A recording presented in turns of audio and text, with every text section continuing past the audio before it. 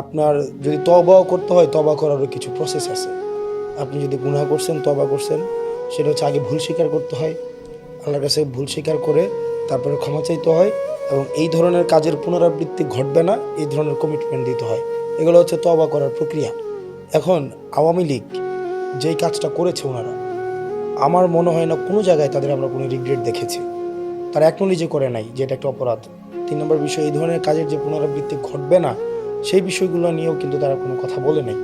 তো আপনি এই ধরনের একটা দলকে বা এই ধরনের একটা মনস্তত্ত্বকে নরমালাইজেশন করার প্রক্রিয়াটাকে আমি দালালাইজেশন বুঝি।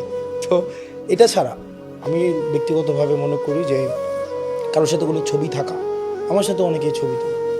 আমার সাথে আমি রাস্তায় যাই প্রত্যেকদিন আমার প্রোগ্রামে বা আমি বিভিন্ন জায়গায় প্রত্যেকদিন ১০০-১৫০ মানুষ ছবি তোলে। আমি কাউকেই বেশিরভাগ মানুষকেই চিনি না। তো এখন এই কারণে ছবি তোলার সময় একটু মন খারাপ করে রাখি। অন্যদিকে তাকাই থাকি।